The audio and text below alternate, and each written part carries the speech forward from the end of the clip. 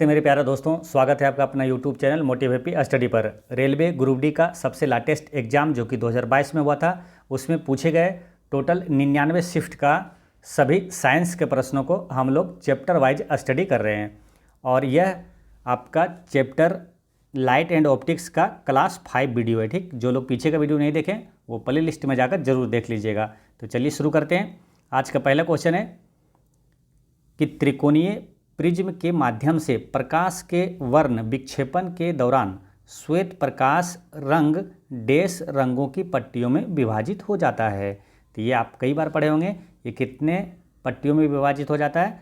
तो ये 7 रंगों में विभाजित हो जाता है। इसका करेक्ट आंसर हो गया ऑप्शन नंबर सी। ठीक है, इसको यहाँ से समझिए, यहाँ से कई प्रश्न पूछा जाता है एग्जाम में। ठीक है, ये देखिए व्हाइट लाइट है ना, श्वेत प्रकाश है। जब एक त्रिकोणीय प्रिज्म से जब ये गुजरती है तो ये 7 रंगों में विभाजित हो जाती है। ठीक है ना, ये 7 रंग कौन कौन सा है? तो देखिए एक है ये, 2 3 4 5 6 7 है ना। तो ये 7 रंगों में विभाजित हो जाती है। अब यहाँ से कई तरह के प्रश्न पूछा जाता है। ठीक है, अब कौन कौन सा प्रश्न यहाँ से पूछा जा सकता है उसको समझना है यहाँ पे। ठीक है, देखिए जैसे पूछा जाता है कि सबसे अधिक किस रंग के प्रकाश का प्रकीर्णन होता है, या तो प्रकीर्णन पूछे, या तो अपवर्तनांक पूछे, या तो सबसे अधिक कौन सी प्रकाश का रंग मुड़ता है। तीनों एक ही चीज़ है। ठीक है, तो सबसे अधिक किसका प्रकीर्णन होता है? वॉयलेट का। ठीक है, बैगनी का। ठीक है, जैसे यहाँ से प्रकाश आई तो ये सबसे अधिक प्रकीर्णन कौन किसका हो गया? वॉयलेट का। इसको याद कैसे रखना है? इसको ये एक लाइन याद रखिएगा, ये वाला VIBGYOR। ठीक है, सबसे अधिक प्रकीर्णन होता है ये वाला है ना, इधर से सबसे अधिक से सबसे कम। ठीक है, सबसे अधिक प्रकीर्णन किसका होता है? वॉयलेट का। सबसे कम किसका होगा? रेड का। ठीक है, तो प्रश्न यहाँ से पूछा जाता है कि सबसे अधिक प्रकीर्णन किस रंग का होगा? तो वॉयलेट का होगा। ठीक, बैगनी का होगा, फिर ये इंडिगो, फिर उससे कम प्रकीर्णन किसका होता है? ब्लू का, उससे कम ग्रीन, फिर येलो, फिर ऑरेंज, और सबसे कम प्रकीर्णन होता है रेड का। ठीक है, यहाँ से अगर क्वेश्चन आ जाए कि सबसे कम प्रकीर्णन या तो सबसे कम विचलन किस रंग का होता है, तो लाल रंग का होता है ना, रेड का। तो ये सबसे अधिक से याद रखना है आपको, है ना, विग्योर। ठीक है, तो सबसे कम हो गया लाल रंग का, सबसे अधिक प्रकीर्णन बैगनी रंग का। ठीक है, अगर इसी में क्या होता है कि सबसे अधिक जिसका प्रकीर्णन होता है उसका तरंगदैर्घ्य सबसे कम होता है। ठीक है, उल्टा होता है उसका। जैसे सबसे अधिक प्रकीर्णन या बैगनी का हो रहा है, वायलेट का, तो सबसे कम तरंगदैर्घ्य किसका है? बैगनी का है। और सबसे कम प्रकीर्णन होता है लाल का हो रहा है, तो सबसे अधिक तरंगदैर्घ्य किसका है? लाल का है। ठीक है, तो ये चीज़ें ध्यान रखना है। प्रकीर्णन के कारण ये, जैसे आकाश का रंग नीला जो होता है वो किसके कारण होता है? प्रकीर्णन के कारण ही होता है। समुद्र का नीला रंग प्रकीर्णन के कारण होता है।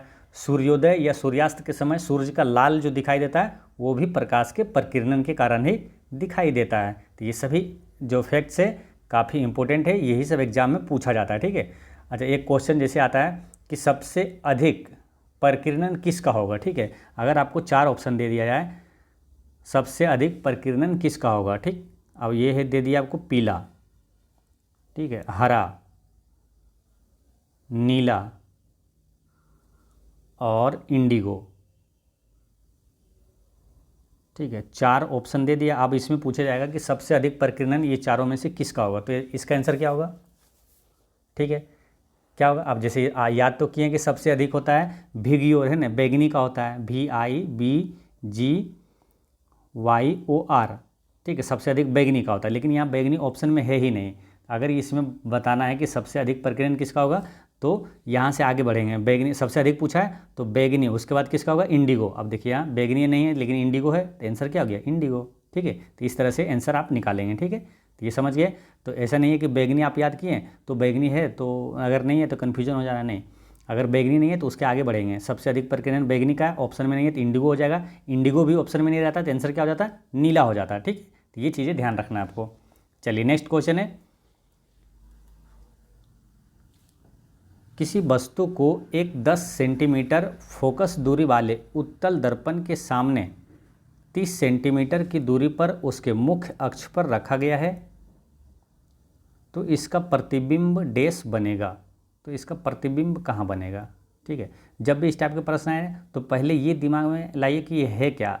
उत्तल दर्पण है या तो अवतल दर्पण है या तो लेंस है, उत्तल लेंस है या तो अवतल लेंस है। तो पहले वो पहचानिए, उसके बाद थोड़ा थोड़ा क्या होगा उसके परिभाषा से क्लियर होता जाएगा। तो है क्या, ये उत्तल दर्पण है, ठीक है। उत्तल दर्पण में क्या बोला कि 10 सेंटीमीटर फोकस दूरी वाले उत्तल दर्पण के सामने, तो उत्तल दर्पण किसको बोलते हैं, जिसका परावर्तक सतह उभरा हुआ रहता है, ये है ना। जैसे परावर्तक सतह किसको बोलते हैं, जो कलई क्षेत्र होता है ना, ये जैसे ये कलई क्षेत्र है ना, ये कलई क्षेत्र है, इसका अपोजिट होता है ये परावर्तक सतह होता है, ये परावर्तक सतह हो गया। तो जिसका परावर्तक सतह क्या होता है, उभरा होता है, वो होता है उत्तल दर्पण। तो उत्तल दर्पण जब होगा तो इसमें क्या होता है, एक फोकस भी होती है, एक ध्रुव भी होता है। तो ये हो गया ध्रुव P, और ये हो जाता है फोकस, यहाँ पे कहीं पे फोकस होगी, ठीक है। इसके इधर हो जाता है वक्रता केंद्र हो जाती है, ठीक है। या तो इधर भी हो जाता है ना, इसका फोकस दाहिने साइड होगा, ठीक है। यहाँ F होगा, यहाँ वक्रता केंद्र हो जाएगा, ठीक। तो इसमें क्या होता है, देखिए उत्तल दर्पण में क्या होता है कि इसका जो बेसिक फॉर्मूला होता है ना, उत्तल दर्पण में कहता है प्रतिबिंब वस्तु कहाँ किस स्थिति पर होता है और कहाँ बनता है, ये चीज़ें आप याद रखेंगे तो इसका आसानी से बन जाएगा, ठीक है। जैसे इसका आंसर क्या है, 102 का करेक्ट आंसर है ऑप्शन नंबर बी है, ठीक है ना। 0 सेंटीमीटर से 10 सेंटीमीटर के बीच स्थित किसी बिंदु पर, यानी क्वेश्चन क्या पूछा था एक बार फिर समझिए। देखिए, अगर 10 सेंटीमीटर की फोकस दूरी वाले उत्तल दर्पण के सामने 30 सेंटीमीटर की दूरी पर मुख्य अक्ष पर रखा गया है, कहाँ पर रखा गया, तो 30 सेंटीमीटर की दूरी पर रखा गया है, ठीक है।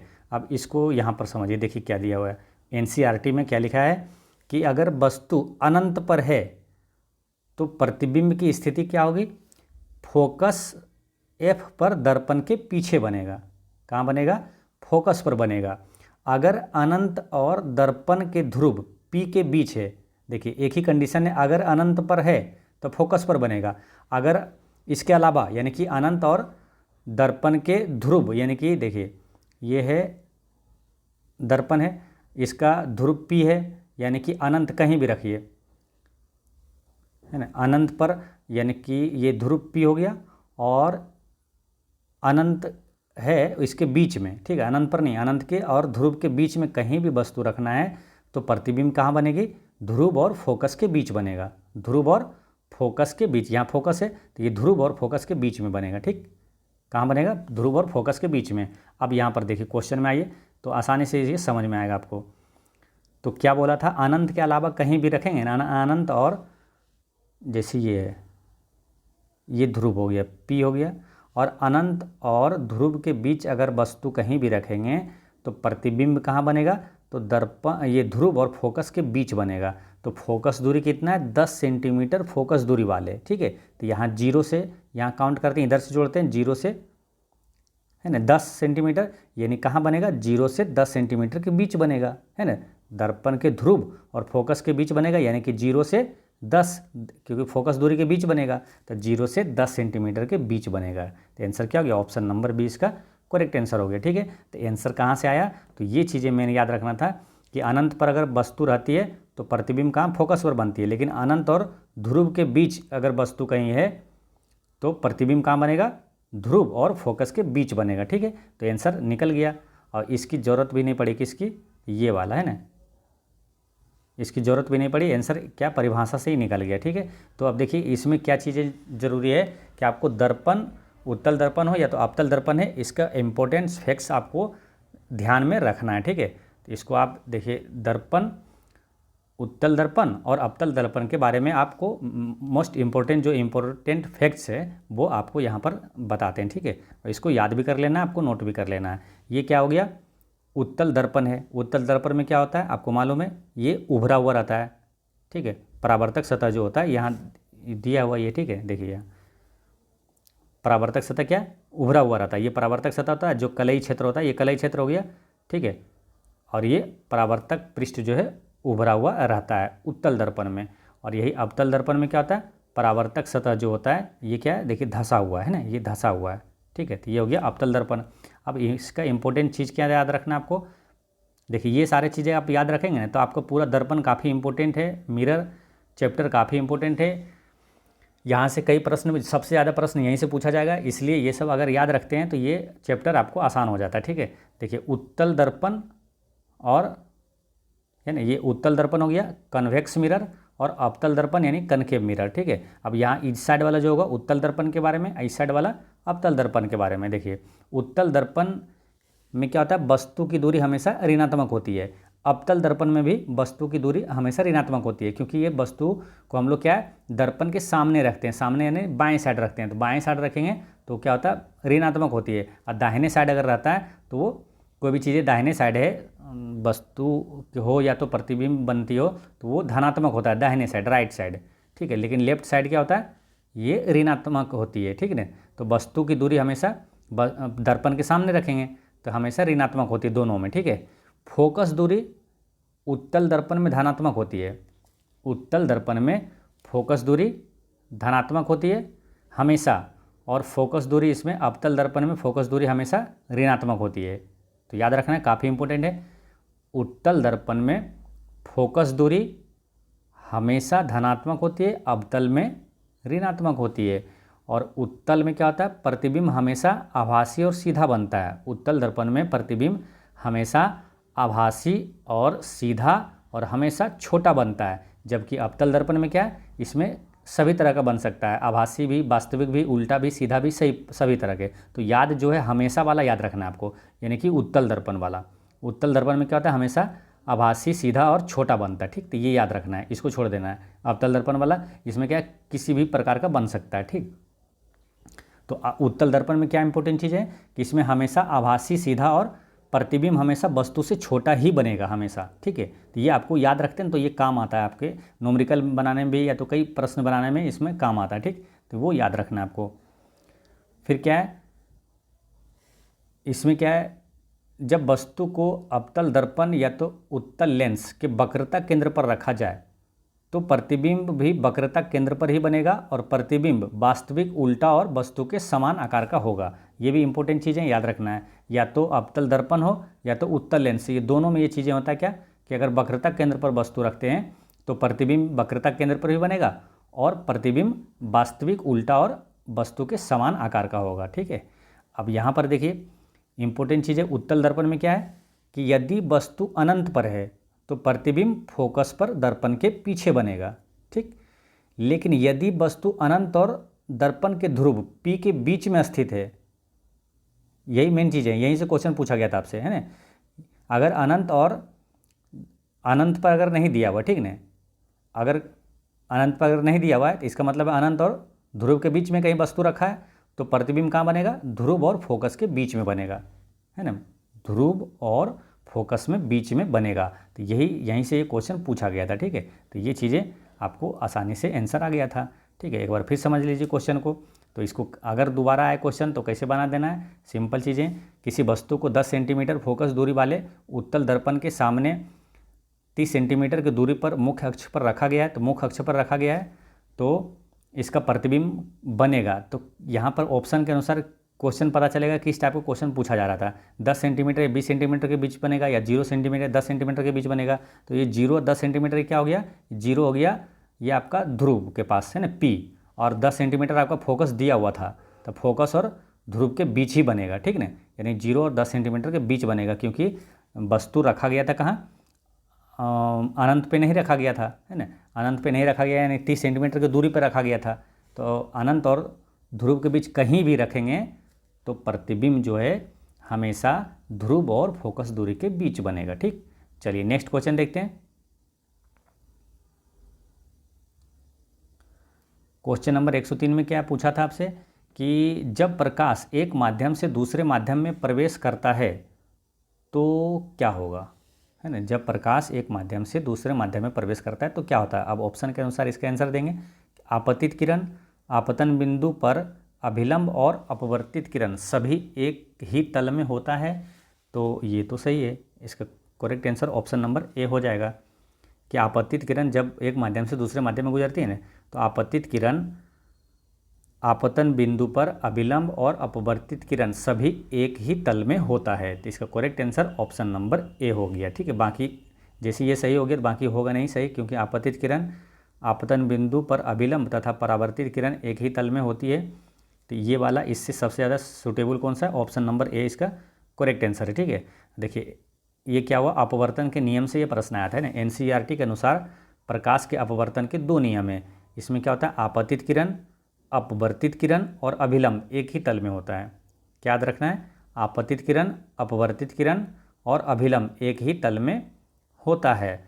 और दूसरा नियम क्या है कि किसी दिए गए रंग के प्रकाश और माध्यमों के युग्म के लिए आपतन कोण की ज्या और अपवर्तन कोण की ज्या का अनुपात एक स्थिरांक होता है। यानी कि किसी दिए गए रंग के प्रकाश और माध्यमों के युग्म के लिए आपतन कोण की ज्या और अपवर्तन कोण की ज्या का जो अनुपात होता है वो स्थिर होता है। ठीक, ये चीज़ें याद रखना है। बाकी अपवर्तन से आपको कई प्रश्न बता चुके हैं, ठीक है ना। अपवर्तन से रिलेटेड ये क्वेश्चन आया है, तो अपवर्तन से क्वेश्चन कई आपको बता चुके हैं। कौन कौन सा? जैसे कि आपको सूर्योदय जो होता है या तो सूर्यास्त, जैसे सूर्यास्त जो होता है 2 मिनट बाद दिखाई देता है, किसके कारण? अपवर्तन के कारण। सूर्योदय 2 मिनट पहले दिखाई देता है, किसके कारण? अपवर्तन के कारण। बाल्टी में रखा हुआ जो छड़ मुड़ा हुआ प्रतीत होता है, अपवर्तन के कारण। सिक्का उठा हुआ बाल्टी में प्रतीत होता है, अपवर्तन के कारण। ये सभी चीज़ें ध्यान से सुनना और याद रखना है। ठीक है, आपको बता भी चुके हैं, आपको क्या रिवीजन हो जाएगा। तारों का टिमटिमाना किसके कारण होता है? वो अपवर्तन के कारण होता है। और अपवर्तन के कारण ये सारी चीज़ें हो गया। परिकिरणन पूछे तो परिकिरणन के क्या होता है? आकाश का नीला रंग और समुद्र का नीला रंग, ये सब परिकिरणन के कारण होता है। सूर्योदय एवं सूर्यास्त के समय लाल जो दिखाई देता है वो होता है परिकिरणन के कारण। लेकिन सूर्योदय या सूर्यास्त के समय सूर्य का दीर्घवृत्ताकार जो होता है वो अपवर्तन के कारण होता है। या तो चपटा दिखाई देता है अपवर्तन के कारण, और रंग जो लाल दिखाई देता है वो परिकिरणन के कारण। ठीक, ये सभी चीज़ें याद रखना आपको। नेक्स्ट है, अंतरिक्ष का काला रंग दिखने का कारण क्या है? तो अंतरिक्ष का काला रंग दिखता है क्यों? क्योंकि वो प्रकाश का परिकिरणन नहीं होने के कारण। ऑप्शन नंबर ए इसका करेक्ट आंसर हो जाता है। क्योंकि प्रकाश का परिकिरणन नहीं होगा इसलिए काला दिखाई देता है, और प्रकाश का परिकिरणन होता है तो वो नीला दिखाई देता है। प्रकाश का परिकिरणन क्यों नहीं होता है? क्योंकि वायुमंडल वहाँ पर अनुपस्थित रहता, नहीं रहता। ठीक है, तो वातावरण वायुमंडल नहीं होने के कारण प्रकाश का परिकिरणन नहीं होता है। प्रकाश का परिकिरणन नहीं होने के कारण अंतरिक्ष का रंग काला दिखाई देता है। ठीक है, क्वेश्चन ऐसे भी आ जाता है एक कि अंतरिक्ष यात्री को आकाश कैसा दिखाई देता है? तो ये काला दिखाई देगा। ठीक है, तो ये परिकिरणन नहीं होने के कारण होता है। ठीक है, अब परिकिरणन जहाँ होता है, वायुमंडल जहाँ रहता है, तो परिकिरणन के कारण आकाश का रंग नीला दिखाई देता है, समुद्र का रंग नीला दिखाई देता है। तो ये सारी चीज़ें आपको याद रखना है। नेक्स्ट है, जब प्रकाश की किरण अवतल दर्पण के ध्रुव पर तिर्यक रूप में आपतित होती है तो परावर्तित किरण होगा। तो क्या बोला? जब प्रकाश की किरण अवतल दर्पण के, अवतल दर्पण कौन सा हो जाता है? अवतल दर्पण बोला है ना, तो अवतल दर्पण हो गया कौन? जिसका परावर्तक सतह इसे धंसा हुआ है ना। ये कलई क्षेत्र हो जाता है, ये परावर्तक सतह हो जाता है इस साइड वाला। ठीक, तो अवतल दर्पण के ध्रुव पर यानी कि पी, यहाँ बोला क्या? तिर्यक रूप में आपतित होती है। जैसे ध्रुव पर क्या? तिर्यक रूप में ऐसे आपतित हुई कोई किरण। ठीक है, और ये परावर्तन के बाद तो परावर्तित हो जाती है, फिर ऐसे ये परावर्तित हो जाती है। ये अपवर्तित या आपतन कोण है, ये परावर्तित हो जाती है। तो ये जो अभिलंब के साथ कोण बनाता है तो ये क्या होगा? तो ये क्या कोण आई, यहाँ पर आई कोण आपतन है और जो परावर्तित हुआ आर हुआ। ठीक है, तो आपतित किरण जो होता है और परावर्तित किरण, ये दोनों क्या होता है? समान होता है ना। परावर्तन के नियम में क्या होता है? आपतन कोण और परावर्तन कोण समान होता है। यानी इसका आंसर हो जाएगा ऑप्शन नंबर ए, कोण आई और कोण आर बनाते हुए वापस होगी। तो जो आपतन कोण है यहाँ कोण आई होगा और ये आर होगा परावर्तित वाला। ठीक, तो ये दोनों क्या होगा? बराबर होगा, बनाते हुए वापस होगी। तो इसका आंसर हो गया ऑप्शन नंबर ए। इसको यहाँ भी समझिए, देखिए जैसे ये वाला है, ठीक है, आपतन किरण है, ये ऐसे तिरछा ध्रुव पर आपतित हुआ तो यहाँ कोण बनाया क्या? ये देखिए आई कोण बनाया, यहाँ परावर्तित जब हुआ तो ये आर कोण बनाया। ये दोनों क्या होगा? ये समान होगा। ठीक, तो इसका आंसर क्या हो गया था? आई और कोण आर दोनों समान होते हुए वापस होगी। ठीक, और उत्तल दर्पण में भी यही होता है। ठीक है, अगर उत्तल दर्पण में भी अगर पूछा जाए तो उत्तल दर्पण में भी यही चीज़ें होगा, ठीक है। अगर ध्रुव पर तिर्यक आती है कोई किरणें तो यही कोण परावर्तित होगा, ये दोनों कोण आई और कोण आर ये दोनों बराबर से वापस हो जाएगी, ठीक है। तो ये चीज़ याद रखना है आपको। अच्छा, एक इम्पोर्टेंट चीज़ यहाँ पर और भी याद रखना है कि अगर जब प्रकाश की किरण अवतल दर्पण पर मुख्य अक्ष के समांतर आपतित होती है, यानी कि यहाँ पर क्या है, अगर अवतल दर्पण के जैसे यहाँ तिर्यक कर पूछा, लेकिन अगर एक क्वेश्चन आता क्या, अगर समांतर मुख्य अक्ष के समांतर अगर कोई किरण आती है, ठीक है, तो परावर्तन के बाद वो कहाँ से गुजरती है, तो परावर्तन के बाद ये मुख्य फोकस है ना, यहाँ फोकस होता है ना, ये मुख्य फोकस से गुजरती है, ठीक। जब मुख्य अक्ष के समांतर किरण आएगी ना, है ना, मुख्य अक्ष के समांतर किरण आएगी तो क्या होगा, ये परावर्तन कहाँ से होगा, मुख्य फोकस से होकर गुजरेगा, ठीक। ये भी याद रखना है, काफ़ी इंपॉर्टेंट है। यहाँ से भी प्रश्न पूछा जाता है कि अवतल दर्पण में जब मुख्य अक्ष के समांतर कोई किरण आती है तो वो कहाँ से गुजरती है परावर्तन के बाद, तो मुख्य फोकस से होकर गुजरती है, ठीक है। तो ये याद रखना है आपको।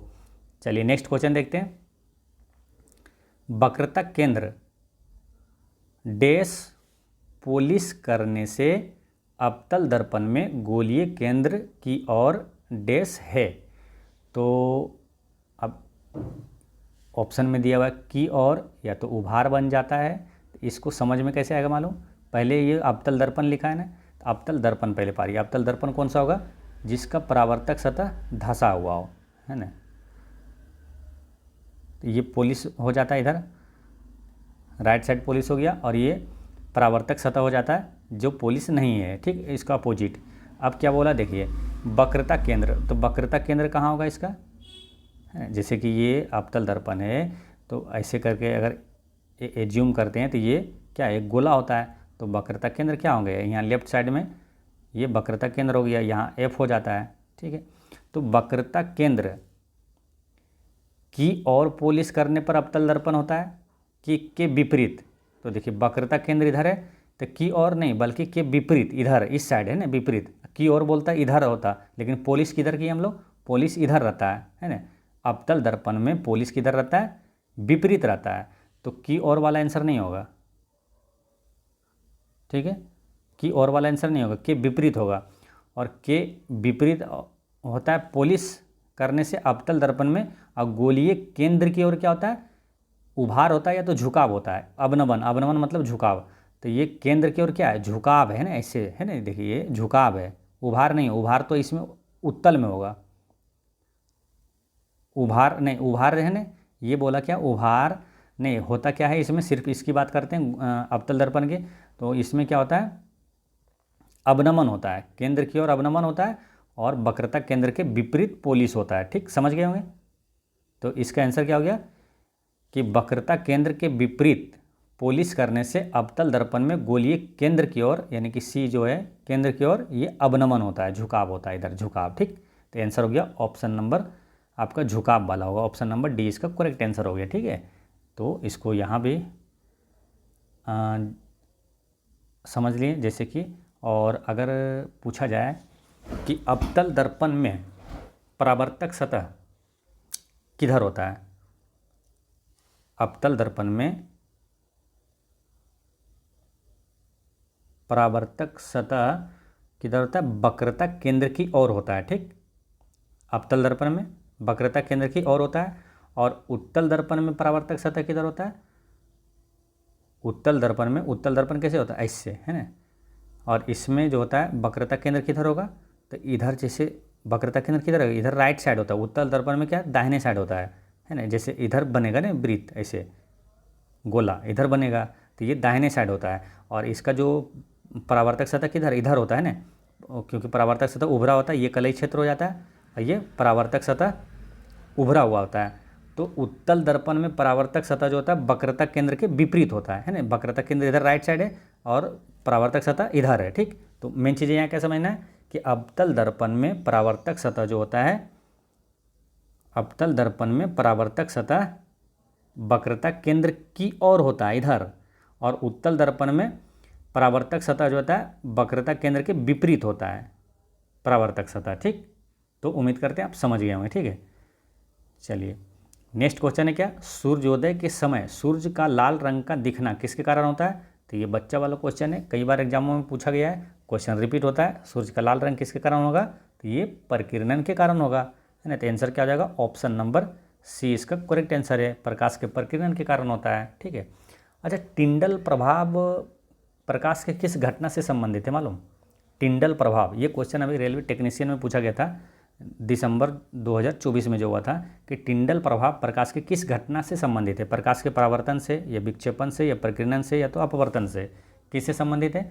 तो टिंडल प्रभाव है ना प्रकाश के प्रकीर्णन से संबंधित है। ठीक, तो ये चीज़ याद रखना है। प्रकीर्णन से कई क्वेश्चन आता है, डायरेक्ट उदाहरण से ही क्वेश्चन आता है। ठीक है, प्रकीर्णन से, तो इसलिए ध्यान रखना है प्रकीर्णन के कारण ही, जैसे आकाश का नीला रंग होता है प्रकाश के प्रकीर्णन के कारण, समुद्र का नीला रंग होता है प्रकाश के प्रकीर्णन के कारण होता है, और सूर्योदय और सूर्यास्त के समय उसका लाल रंग प्रकीर्णन के कारण होता है, और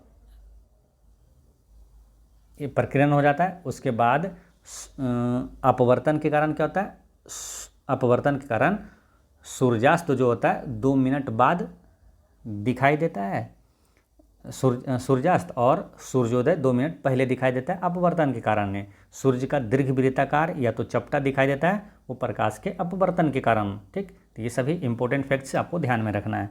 नेक्स्ट क्वेश्चन है, दो पारदर्शी माध्यमों ए और बी के अपवर्तनांक क्रमशः 3/2 और 4/3 है। माध्यम बी के सापेक्ष माध्यम ए का अपवर्तनांक डैश के बराबर होगा। तो माध्यम बी के सापेक्ष, तो जिसके सापेक्ष बोलेगा उसको नीचे रखेंगे, तो नीचे कौन आ जाएगा, बी वाला।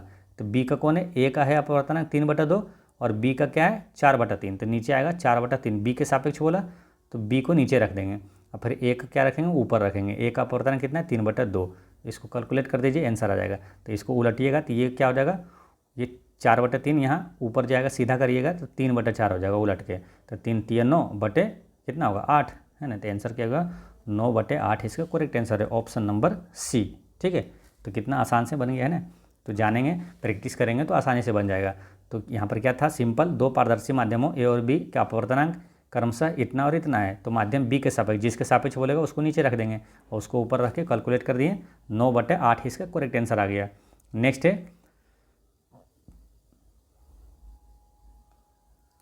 किसी बिंदु स्रोत से आने वाला प्रकाश एक अवतल दर्पण द्वारा समांतर प्राप्त होता है, तो प्रकाश स्रोत कहाँ स्थित है। तो अवतल दर्पण में एक चीज़ ये याद रखना है क्या, कि अवतल दर्पण में प्रकाश जब समांतर आती है तो परावर्तित होकर कहाँ से गुजरती है, फोकस से। ठीक है, ये चीज़ें याद रखना है। ठीक वही से रिलेटेड ये क्वेश्चन पूछा है।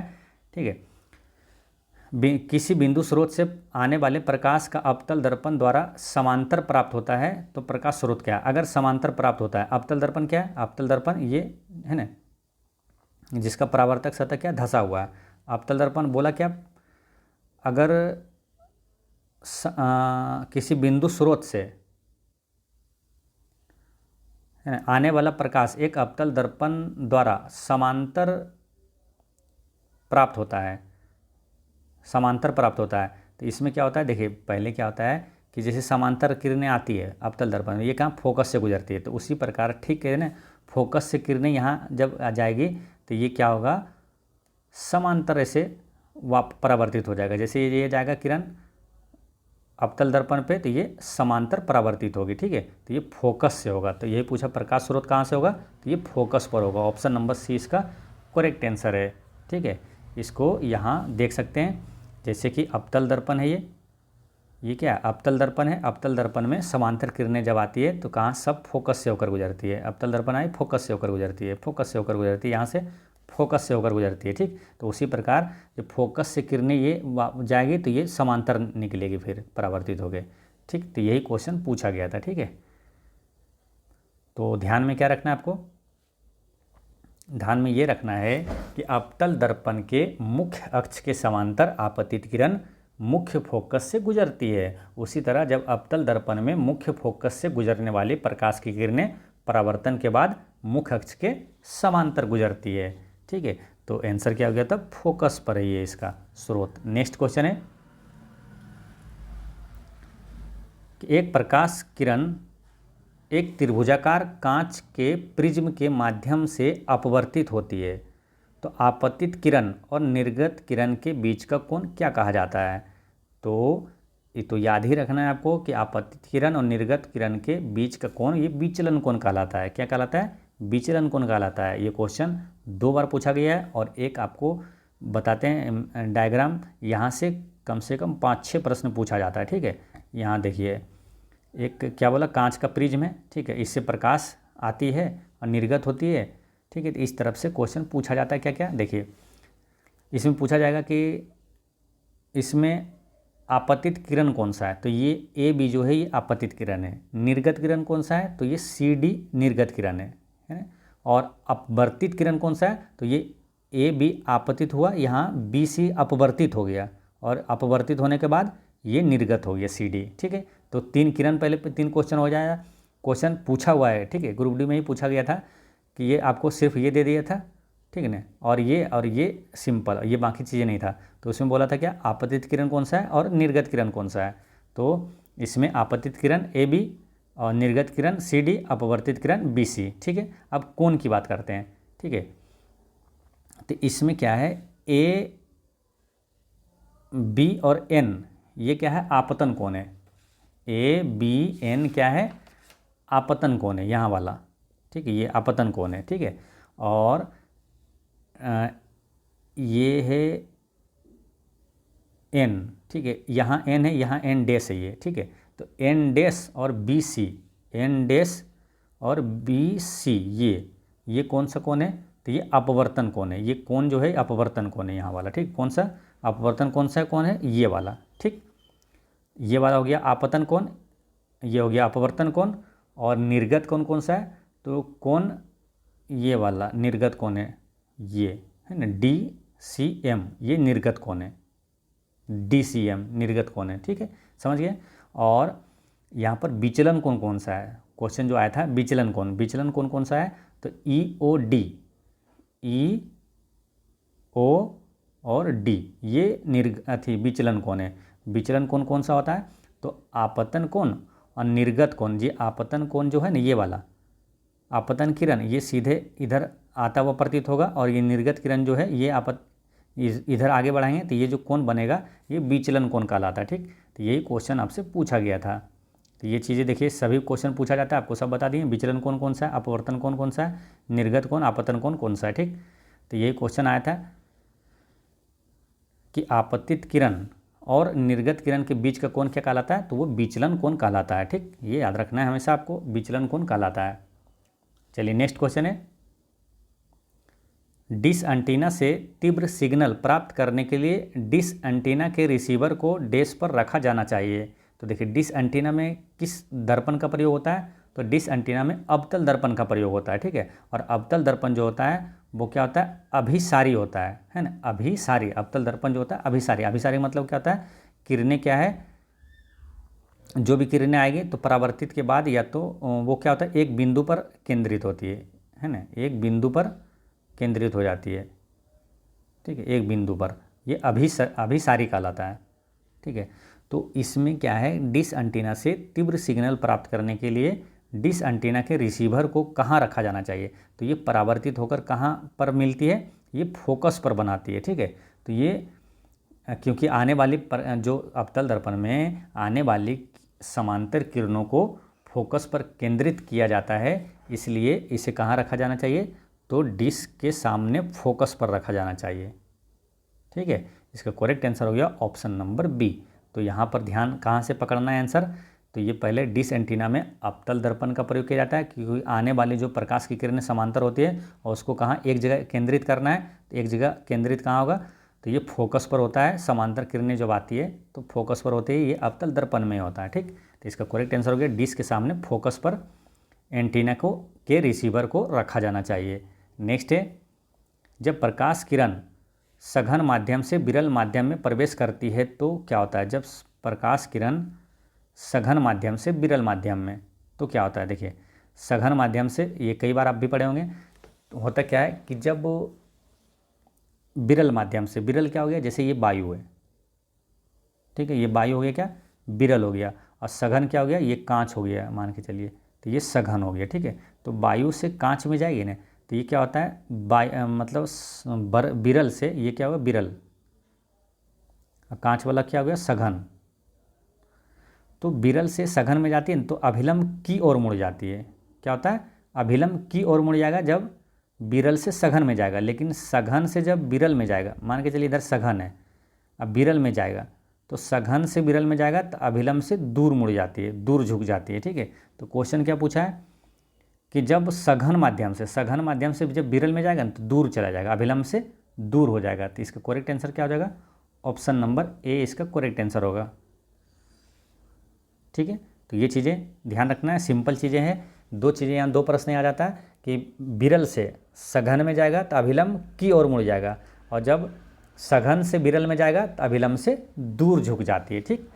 नेक्स्ट क्वेश्चन है, जब अंतरिक्ष से पृथ्वी का कोई फोटोग्राफ लिया जाता है तो उसकी पृष्ठभूमि काली क्यों दिखाई देती है। तो काली क्यों दिखाई देती है, वो प्रकीर्णन के कारण है ना, प्रकीर्णन नहीं होने के कारण। तो आंसर क्या आ जाएगा, ऑप्शन नंबर डी इसका करेक्ट आंसर हो जाएगा, ठीक है। तो जब भी काली दिखाई देगी तो किसके कारण होता है, तो वायुमंडल नहीं होता है, उसके कारण क्या होता है, प्रकीर्णन नहीं होता है, प्रकीर्णन नहीं होने के कारण वो काला दिखाई देता है, और जब प्रकीर्णन होता है तो वो नीला दिखाई देता है, ठीक है। तो यहाँ पर आंसर क्या हो गया, ऑप्शन नंबर डी इसका करेक्ट आंसर है। नेक्स्ट क्वेश्चन है कि यदि किसी प्रतिबिंब का आवर्धन -0.65 है तो प्रतिबिंब की प्रकृति क्या होगी। तो इसमें आपको क्या बताए थे कि आवर्धन का मतलब क्या होता है, आवर्धन होता है क्या मालूम, आपको पीछे भी क्लास में बता चुके हैं। आवर्धन बराबर होता है प्रतिबिंब की ऊंचाई बटा वस्तु की ऊंचाई, ठीक। तो ये होता है प्रतिबिंब की ऊंचाई बटा में होता है वस्तु की ऊंचाई। तो यानी कि प्रतिबिंब की ऊंचाई और वस्तु की ऊंचाई के अनुपात होता है क्या, आवर्धन कहलाता है। अब ऐसे समझिए, अगर प्रतिबिंब का ऊंचाई जैसे कि दे दिया आपको 3, ठीक है, और वस्तु यहाँ ऊंचाई है 1, इसका मतलब क्या हुआ, तो ये प्रतिबिंब वस्तु से प्रतिबिंब की ऊंचाई क्या है, 3 गुना है ना। प्रतिबिंब की ऊंचाई 3 सेंटीमीटर है मान के चलिए, अब वस्तु की ऊंचाई 1 सेंटीमीटर है, यानी कि प्रतिबिंब की ऊंचाई 3 गुना है ना, वस्तु की ऊंचाई से 3 गुना है। तो इसको जब आवर्धन निकालेंगे क्या होगा, तो 3/1 क्या होगा, 3 होगा। तो आवर्धन 3 आया, इसका मतलब क्या समझते हैं हम लोग, आवर्धन अगर 3 है तो प्रतिबिंब क्या है, बड़ा है।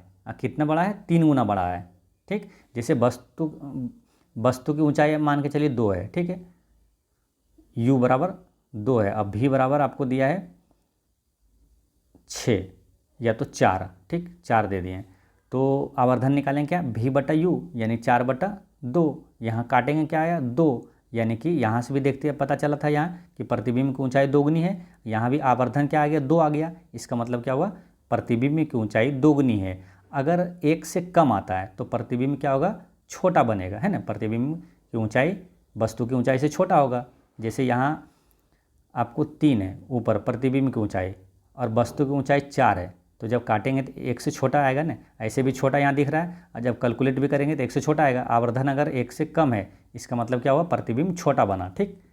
आवर्धन यदि 1 से बड़ा है तो प्रतिबिंब क्या होगा, बड़ा बनेगा, और आवर्धन 1 से छोटा है यानी कि प्रतिबिंब क्या हुआ, छोटा है, प्रतिबिंब क्या छोटा बना। तो जैसे प्रतिबिंब छोटा बना तो पहला क्या होगा, ये बड़ा वाला तो आंसर नहीं होगा, है ना, प्रतिबिंब के बारे में पूछा था। तो 1 से आवर्धन क्या है, छोटा, 1 से कम है, यानी कि 1 से कम है, इसका मतलब प्रतिबिंब छोटा बना है। तो छोटा बना तो ये बड़ा वाला आंसर नहीं होगा, कट हो गया पहला नंबर। अब दूसरा चीज़ क्या है कि आवर्धन अगर ऋणात्मक है ना, माइनस में दिया हुआ, अगर आवर्धन ऋणात्मक है तो बस प्रतिबिंब कैसा बनेगा, उल्टा बना होगा। अगर ऋणात्मक है तो उल्टा बनता है, अगर आवर्धन धनात्मक है तो प्रतिबिंब सीधा बनता है, ठीक। अगर आवर्धन, यहाँ आप लिख भी लीजिएगा, काफ़ी इंपॉर्टेंट है, अगर आवर्धन ऋणात्मक है तो उल्टा बनेगा प्रतिबिंब। अगर आवर्धन का मान धनात्मक है तो प्रतिबिंब कैसा बना होगा, सीधा बना होगा। तो ये ऋणात्मक है तो सीधा वाला आंसर नहीं होगा, सीधा यहाँ कट हो गया। आंसर क्या हो गया, ऑप्शन नंबर 20 का करेक्ट आंसर हो गया, ठीक है। क्या होगा, प्रतिबिंब छोटा बना और उल्टा बना, है ना। तो यहाँ से आंसर आप आसानी से कैसे निकालेंगे, एक बार फिर समझिए। देखिए सिंपल चीज़ें हैं कि आवर्धन का मान 1 से अधिक है तो इसका मतलब है कि प्रतिबिंब बड़ा बना है। अगर आवर्धन का मान 1 से छोटा है ना, आवर्धन का मान जैसे यहाँ 1 से छोटा दिया यानी कि प्रतिबिंब कैसा बनेगा, छोटा बनेगा। तो प्रतिबिंब छोटा बनेगा तो यहाँ बड़ा वाला तो आंसर होगा नहीं, कट हो गया। अगर ऋणात्मक है आवर्धन तो प्रतिबिंब कैसा बना होगा, उल्टा बना होगा ना, ऋणात्मक है तो उल्टा बना होगा, तो ये सीधा वाला आंसर होगा नहीं। ऑप्शन नंबर बी इसका करेक्ट आंसर हो गया। और यही चीज़ें क्या रहता, खाली माइनस के अलावा यहाँ प्लस अगर रहता 0.65 प्लस में रहता धनात्मक में, तो आंसर कौन हो जाता कि छोटा तो बनेगा, ठीक है, लेकिन ये सीधा बनेगा। प्लस रहता तो क्या हो जाता, सीधा वाला। ऑप्शन नंबर सी इसका आंसर हो जाता, ठीक है। तो ये चीज़ आपको ध्यान रखना है। चलिए नेक्स्ट क्वेश्चन है, सफ़ेद प्रकाश की एक किरण एक कांच के प्रिज्म से होकर गुजरती है और एक स्पेक्ट्रम प्राप्त होता है, निम्नलिखित में से कौन सा रंग घटक सबसे कम झुकता है। वही चीज़ें हैं कि सफ़ेद प्रकाश जब है ना प्रिज्म से गुजारते हैं तो ये 7 रंगों में विभाजित हो जाती है, तो सबसे कम है ना किसका प्रकीर्णन होता है, सबसे अधिक किसका प्रकीर्णन होता है। यहाँ बोला सबसे कम कौन झुकता है, झुकता यानी कि कम प्रकीर्णन होता है, कम अपवर्तनांक, सब एक ही चीज़ है, कम मुड़ना एक ही चीज़ है सब, ठीक है। तो इसमें याद क्या रखना था आपको, भिग्योर, इससे कई क्वेश्चन आपको बन जाता है, ठीक है, VIBGYOR, ठीक है। तो सबसे अधिक प्रकीर्णन होता है बैगनी का, ये आपको मालूम है, और सबसे कम होता है किसका, लाल का। अब क्या पूछा कि सबसे कम कौन झुकता है, ठीक है, तो सबसे कम वाले से आएंगे। सबसे कम कौन परिवर्तित होता है या कौन झुकता है, तो लाल है ना, सबसे कम प्रकीर्णन, या तो सबसे कम कौन झुकेगा, लाल, रेड। अब यहाँ पर देखेंगे 4 है दिया हुआ, ठीक है, पीला, नारंगी, नीला और बैगनी दिया हुआ है। तो सबसे कम में पहले लाल है, तो लाल यहाँ पर है नहीं क्वेश्चन में। उसके बाद कौन सा है, ऑरेंज, ऑरेंज है, नारंगी, देखिए यहाँ ऑरेंज है, यहाँ नारंगी, ठीक है, यानी कि सबसे कम में आंसर क्या हो जाएगा, नारंगी हो जाएगा। ऑप्शन नंबर सी इसका करेक्ट आंसर हो गया, ठीक है। तो समझ गए ना, इस तरह से पूछा जाता है, थोड़ा लेंदी बनाता है तो ऐसे ही पूछा जाता है। सबसे कम प्रकीर्णन तो हमको मालूम है किसका होता है, लाल का होता है, लेकिन लाल ऑप्शन में है ही नहीं, तो कहाँ से कम वाला पूछा तो इधर से आएंगे, यही अधिक वाला पूछता तो इधर से चलते हैं। सबसे अधिक प्रकीर्णन या तो सबसे अधिक झुकेगा कौन, बैगनी। अगर बैगनी ऑप्शन में है तो आंसर हो जाता बैगनी, लेकिन बोला सबसे कम, तो यहाँ लाल आंसर होता, लेकिन लाल ऑप्शन में है नहीं, ठीक है, तो आंसर क्या हो गया, ऑरेंज यानी नारंगी इसका करेक्ट आंसर हो गया, ठीक। तो ये समझ गए होंगे। चलिए नेक्स्ट है, यदि एक गोलीय दर्पण का आकार इस प्रकार बढ़ता है कि उसकी वक्रता त्रिज्या दोगुनी हो जाती है तो उसकी फोकस दूरी क्या होगा। तो देखिए एक चीज़ आपको मालूम है कि वक्रता त्रिज्या क्या होता है, फोकस दूरी के दोगुनी के बराबर होता है, ठीक है। अब यहाँ पूछा क्या, फोकस दूरी के बारे में, तो फोकस दूरी बराबर क्या हो जाएगा, R/2 है ना। फोकस दूरी बराबर क्या हो जाएगा, वक्रता त्रिज्या की आधी होती है फोकस दूरी, ठीक है, ठीक बीच में होता है, ध्रुव और वक्रता केंद्र के ठीक बीच में होता है फोकस दूरी, यानी फोकस दूरी जो होता है वक्रता त्रिज्या की आधी होती है, ठीक है। अब क्या पूछा है, देखिए ये हमको मालूम हो गया क्या, फोकस बराबर जो होता है वक्रता त्रिज्या की आधी होती है। अब क्या बोला कि वक्रता त्रिज्या अगर दोगुनी कर दिया जाए, यानी कि जो R है इसको दोगुना कर दिया जाएगा, तो फोकस दूरी भी क्या हो जाएगा, दोगुना हो जाएगा, है ना। ये त्रिज्या देखिए और ये फोकस देखिए, ये क्या है, एक दूसरे के समानुपाती है, तो त्रिज्या अगर दोगुनी होगी वक्रता त्रिज्या, फोकस दूरी भी दोगुनी हो जाएगी, ठीक है। जैसे ऐसे समझ लीजिए, अगर मान के चलिए त्रिज्या 10 है, R कितना है, 10 है, ठीक है, तो फोकस कितना निकला, फोकस कितना निकला है ना, 2 पंचे 10, 5 बार में कटेगा, 10/2 है ना, तो फोकस कितना निकला, 5। अगर त्रिज्या को दोगुना कर देते हैं, यानी कि त्रिज्या को 20 कर दिए, तो यहाँ 20 रखेंगे मान, तो कितना आएगा, 2 × 20, तो फोकस क्या आ गया, 10 आ गया, ठीक है। तो देखिए त्रिज्या दोगुना हुआ, 10 पहले था त्रिज्या 10, जब 20 किए दोगुना किए तो फोकस भी क्या हुआ, दोगुना हो गया, 5 दूनी 10। तो वही चीज़ें पूछा था, फोकस दूरी कितनी हो जाएगी, तो बढ़कर दोगुनी हो जाएगी। ऑप्शन नंबर ए इसका करेक्ट आंसर है, ठीक है। तो मेन चीज़ें याद रखना था क्या आपको, ये वाला कि वक्रता त्रिज्या जो होती है फोकस के दोगुनी के बराबर होती है, और एफ बराबर क्या हो जाएगा, वक्रता त्रिज्या की आधी हो जाएगी। नेक्स्ट है, 2 पारदर्शी माध्यमों को पृथक करने वाले इंटरफेस पर आपतित एक प्रकाश किरण का मार्ग चित्र में दर्शाया गया है। माध्यम ए के सापेक्ष है ना, माध्यम ए के सापेक्ष माध्यम बी के अपवर्तनांक को किसके द्वारा दर्शाया गया है। तो इसमें क्या हुआ है, चित्र को पहले समझिए। देखिए कोई किरण ऐसे आई है, ठीक है, तो ये क्या हुआ, ये अभिलंब है, ठीक है, अभिलंब की ओर झुक गई है, ठीक है ना, की ओर झुकी है, ठीक है ना, कि ऐसे अब जैसे कि ऐसे समझिए, दूर कैसे जाता अभिलंब से, जब ये किरणें देख रहे हैं ये सीधे आ रही है ऐसे, तो ये सीधे चला जाता, सीधे जाता तो सीधे, लेकिन अगर सीधे गया तो इधर नीचे आया, यानी कि अभिलंब की ओर झुका, और ये सीधे ऐसे चला जाता ऐसे, तो ये अभिलंब से दूर झुक जाता, दूर चला जाता। तो अभिलंब की ओर झुका, इसका मतलब क्या है, बी सघन माध्यम है।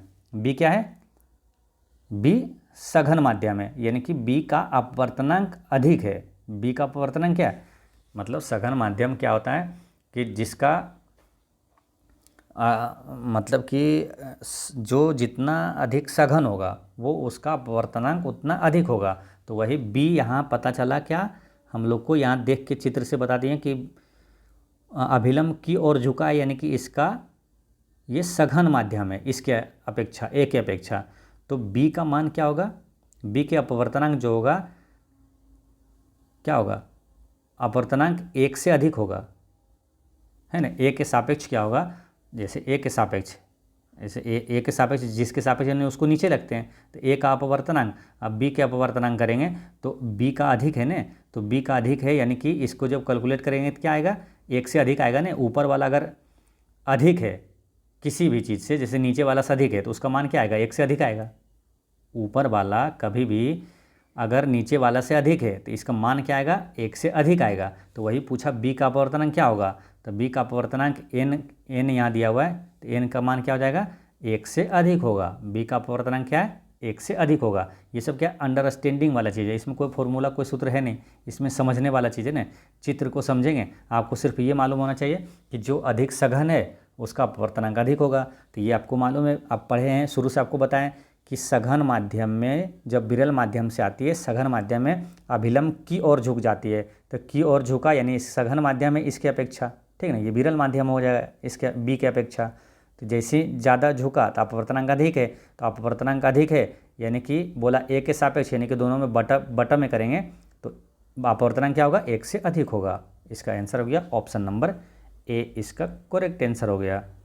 ठीक है, चलिए नेक्स्ट क्वेश्चन है कि पेंसिल को पानी में डुबाने पर क्या होता है। तो आपको बताए थे, कई बार आपको बता चुके हैं, जो रेगुलर क्लास कर रहे हैं वो सारी चीज़ें आपको याद हो जाएगा। ठीक है, तो कठिन से कठिन आपको प्रश्न जो न्यूमेरिकल वाला भी आसान लगने लगेगा। आपको बताए थे कि बाल्टी में रखा हुआ छड़ वो मुड़ा हुआ प्रतीत होता है, किसके कारण, अपवर्तन के कारण। तो पेंसिल को पानी में जब डुबाएंगे तो कैसा दिखाई देगा, तो मुड़ी हुई प्रतीत होगी, है ना। इसका आंसर क्या हो जाएगा, ऑप्शन नंबर सी इसका करेक्ट आंसर हो जाएगा। पेंसिल मुड़ी हुई दिखाई देती है। नेक्स्ट क्वेश्चन है कि यदि एम और भी और यू क्रमशः आवर्धन, प्रतिबिंब दूरी और वस्तु की दूरी, यानी कि एम क्या बता रहा है, आवर्धन को, भी क्या है, प्रतिबिंब की दूरी, और यू क्या है, वस्तु की दूरी को निरूपित करती है। तो एक लेंस के लिए एम भी और यू के मध्य सही संबंध क्या होगा। तो देखिए आपको सिंपल चीज़ें आप क्या बताए थे, आवर्धन बराबर 4 सूत्र बताए थे फर्स्ट क्लास में, आपको बताए थे। कौन कौन सा बताए थे, लेंस में आवर्धन क्या होता है, V/U, ठीक है। और दर्पण के लिए आवर्धन का सूत्र क्या होता है, -V/U। और एक फॉर्मूला क्या बताए थे, ये दोनों पहले लिख लीजिए, ठीक है। तो यहाँ पर यही पूछा था किससे, लेंस के लिए। तो लेंस के लिए M भी और U के बीच संबंध क्या है, ये वाला है ना, M बराबर V/U। M बराबर V/U कहाँ है, ऑप्शन नंबर सी इसका करेक्ट आंसर हो गया। ठीक है, तो पहले ये आंसर आ गया। अब आपको बताते हैं आवर्धन बराबर टोटल फार्मूला क्या क्या होता है। तो ये दोनों पहले लिख लीजिए, लेंस में क्या होता है V/U और दर्पण में क्या होता है -V/U। ठीक है, और क्या होता है, एक फार्मूला होता है आवर्धन बराबर हाइट ऑफ इमेज बटा हाइट ऑफ ऑब्जेक्ट बराबर में V/U। भी क्या, प्रतिबिंब की ऊंचाई, U क्या, वस्तु की ऊंचाई। ठीक है, तीसरा फार्मूला ये हो गया। और चौथा लिखना है क्या, आवर्धन बराबर होता है 1 + D/F। ठीक है, 1 + D/F। इसमें क्या है, D क्या है, अस्पष्ट दृष्टि की न्यूनतम दूरी है D, और F हो जाता है फोकस दूरी। ठीक है, तो जब अस्पष्ट दृष्टि की न्यूनतम दूरी D दिया हुआ तो आवर्धन यहाँ से निकाल सकते हैं। ठीक, तो ये चारों आपको फॉर्मूला आवर्धन बराबर याद रखना है, ठीक है। इसका आंसर तो आसानी से निकल गया था। लेंस में क्या होता है, V/U होता है। ऑप्शन नंबर सी इसका करेक्ट आंसर था। नेक्स्ट है, एक गोलाकार दर्पण के लिए ध्रुव और वक्रता के बीच की दूरी डैश होती है। तो गोलाकार दर्पण के लिए ध्रुव और वक्रता केंद्र के बीच की दूरी ये क्या होता है, तो ये कहलाता है, ये होता है वक्रता केंद्र और फोकस के बीच की दूरी के बराबर होता है। फिर से समझिए क्या बोला, एक गोलाकार दर्पण के लिए ध्रुव और वक्रता केंद्र के बीच की दूरी, ध्रुव और वक्रता केंद्र के बीच की दूरी क्या होती है, वक्रता केंद्र और फोकस की दूरी के बराबर नहीं, इसका क्या होगा, दोगुनी होगा, है ना। ध्रुव और फोकस के बीच की जो दूरी की दोगुनी होगी, है ना। ऑप्शन नंबर ए इसका करेक्ट आंसर हो जाएगा, ठीक है। इसको यहाँ समझिए अच्छे से, ठीक है। क्या होता है, देखिए कोई भी एक ले लीजिए, गोलीय दर्पण है, ठीक है। तो इसमें क्या होता है, ये ध्रुव हो गया P, है ना, ये वाला P जो है यहाँ ध्रुव हो गया, और ये वक्रता केंद्र हो गया, ठीक है। तो ध्रुव और वक्रता केंद्र के बीच की दूरी जो है ये क्या कहलाता है, ये बीच में होता है एक फोकस, यहाँ पर क्या है, फोकस है। तो फोकस के दोगुनी के बराबर है ना। वक्रता केंद्र और ध्रुव के बीच की दूरी ये फोकस के दोगुनी के बराबर है, क्योंकि फोकस ठीक बीच में होता है, ठीक है। तो ये चीज़ ध्यान रखना है, फोकस के दोगुनी के बराबर होता है। तो ये क्वेश्चन शायद पूछा गया था, ध्रुव और फोकस के बीच की दूरी की दोगुनी भी बोल सकते हैं। फोकस दूरी की दोगुनी बोलिए, ठीक है, यहाँ फोकस है, या तो ध्रुव और फोकस के बीच की दूरी का दोगुना बोलिए, है ना, क्योंकि ये डिस्टेंस है ना, ध्रुव और फोकस दूरी के बीच जो डिस्टेंस है वो बराबर होगा और सेम होगा। ये वक्रता केंद्र और फोकस के बीच की ये दोनों डिस्टेंस बराबर है, तो वही वक्रता त्रिज्या क्या हो जाएगा, ध्रुव और फोकस के बीच के दोगुनी हो जाएगा। इसको ऐसे समझिए सिंपल में, देखिए यहाँ पर F ले लीजिए, ठीक बीच में F होता है, फोकस होता है, ये 10 है मान के चलिए, ये भी क्या होगा 10 होगा, ठीक है। तो वक्रता त्रिज्या क्या होगा, टोटल P और C क्या हो जाएगा, 20 हो जाएगा, टोटल 20 हो जाएगा।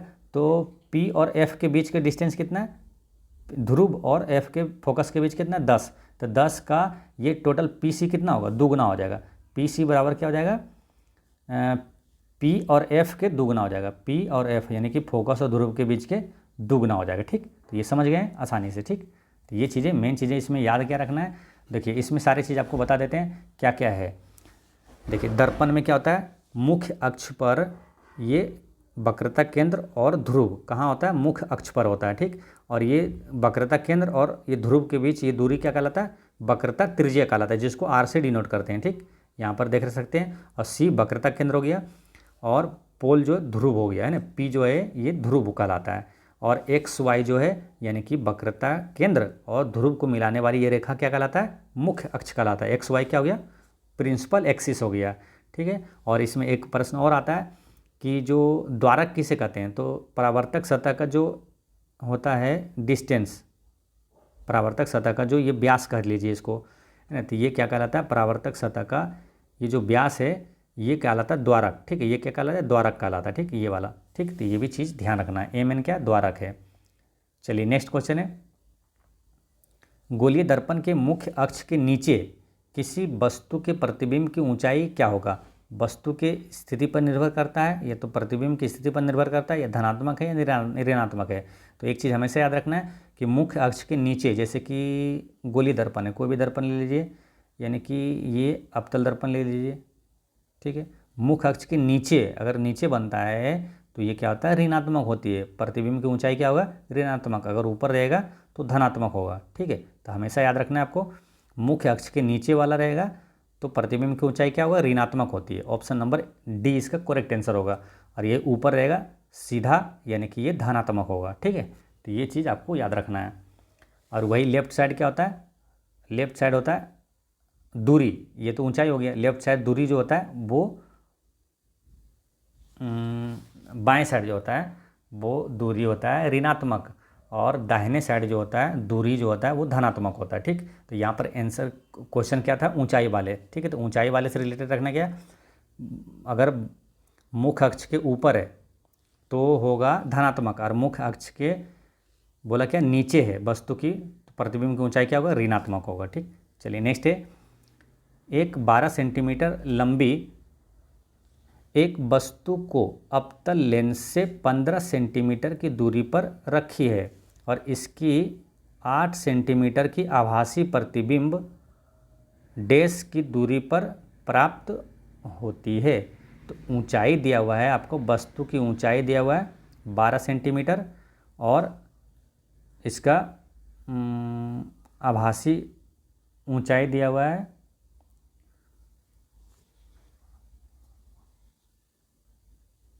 ये आपको ऊंचाई दिया हुआ कितना मालूम, आभासी इमेज प्रतिबिंब की ऊंचाई दिया हुआ है 8 सेंटीमीटर। अब वस्तु की ऊंचाई दिया हुआ है 12 सेंटीमीटर, ठीक है, और अवतल लेंस से 15 सेंटीमीटर की दूरी पर ये वस्तु की दूरी दिया हुआ है, वस्तु की दूरी ये दिया हुआ है 15 सेंटीमीटर। तो प्रतिबिंब की दूरी पूछ रहा है, यानी कि यहाँ पर वो वाला फॉर्मूला लगेगा, कौन वाला मालूम, एक आवर्धन बराबर बताए थे ना कि हाइट ऑफ इमेज, जब हाइट दिया रहे ना इमेज का, दूरी भी दिया रहे तो ये वाला फॉर्मूला लगता है हाइट ऑफ इमेज बटा हाइट ऑफ ऑब्जेक्ट बराबर में क्या बताया कि भी बटा यू, ठीक है। तो हाइट ऑफ इमेज यहाँ पर क्या है, हाइट ऑफ इमेज यानी प्रतिबिंब की ऊंचाई दिया हुआ है यहाँ 8, ठीक है, तो यहाँ पर लिखेंगे 8, ठीक है। इससे अब यहाँ पर क्वेश्चन आंसर निकालेंगे, ठीक है। अब जैसे प्रतिबिंब की दूरी है तो यहाँ भी का मान निकालना है हमको, ठीक है, तो इससे निकालेंगे। तो इसमें 3 चीज़ का मान दिया हुआ है, हाइट ऑफ इमेज दिया हुआ है, हाइट ऑफ ऑब्जेक्ट दिया हुआ है और वस्तु की दूरी भी दिया हुआ है, तो ये वाला निकाल लेंगे, ठीक। तो ये वाला निकालेंगे कैसे, तो हाइट ऑफ इमेज 8 हो गया और हाइट ऑफ ऑब्जेक्ट वस्तु की ऊंचाई कितना है 12 सेंटीमीटर दिया हुआ है, तो यहाँ 12 लिख दिए हैं। बराबर में क्या है भी का मान हमको निकालना है, ठीक है। और यू कितना दिया हुआ, वस्तु की दूरी हमेशा क्या ऋणात्मक लेते हैं तो -15 होगा, ठीक है। अब यहाँ से अब क्या बन गया, अब एक बार यहाँ पर लिखते हैं साफ से, ठीक है। देखिए यहाँ पर बन गया क्या था, हाइट ऑफ इमेज बटा हाइट ऑफ ऑब्जेक्ट बराबर भी बटा यू कितना -15। अब इसको कैलकुलेट करिए 4 से काटेगा ये, 4 दूनी 8 और ये 4 तिया 12, ये 3 से काट देंगे, 3 पचे 15, ये माइनस में रहेगा, ठीक है। तो ये कितना हो गया, 5 को इधर गुना करिए 2 से, तो भी बराबर क्या हो गया -10, ठीक है। आंसर क्या हो गया, प्रतिबिंब जो दूरी है -10 पर, इसका correct answer option number B हो गया, ठीक है। तो उम्मीद करते हैं आप समझ गए होंगे। चलिए नेक्स्ट क्वेश्चन है, प्रिज्म के माध्यम से श्वेत प्रकाश के गुजरने पर इसका वर्ण विक्षेपण होता है, तो विचलन कोण डैश होगा, विचलन कोण क्या होगा। तो ऑप्शन देखते हैं क्या दिया हुआ है, तरंगदैर्घ्य के अनुक्रमानुपाती होता है, या तो तरंगदैर्घ्य के व्युत्क्रमानुपाती होता है, या तो तरंगदैर्घ्य से स्वतंत्र होता है, या तो लाल रंग के लिए अधिकतम होता है। तो एक चीज़ तो आपको मालूम है, क्या चीज़, कि जो जैसे इसको ही लिखिए खाली VIBGYOR, सबसे अधिक प्रकीर्णन किसका होता है, बैगनी का, और सबसे अधिक प्रकीर्णन इसका है लेकिन सबसे कम तरंगदैर्घ्य इसका है, ठीक। यानी इसका मतलब क्या हुआ, जैसे यहाँ फिर समझिए, सबसे कम प्रकीर्णन किसका होता है, लाल रंग का, सबसे कम प्रकीर्णन है लाल का, लेकिन सबसे अधिक तरंगदैर्घ्य किसका है, तो लाल का है। यानी कि इसका मतलब क्या हुआ कि कम प्रकीर्णन जिसका है उसका तरंगदैर्घ्य अधिक है, यानी कि एक दूसरे के क्या है व्युत्क्रमानुपाती है, यानी कि जो विचलन है, प्रकीर्णन यानी कि विचलन, तो विचलन और तरंगदैर्घ्य के क्या है व्युत्क्रमानुपाती है ना। तरंगदैर्घ्य क्या हो जाएगा, विचलन के बारे में पूछा तो विचलन कोण जो होगा वो तरंगदैर्घ्य के व्युत्क्रमानुपाती होगा। ऑप्शन नंबर बी इसका करेक्ट आंसर हो गया, ठीक है। तो समझ गए होंगे। चलिए नेक्स्ट क्वेश्चन है,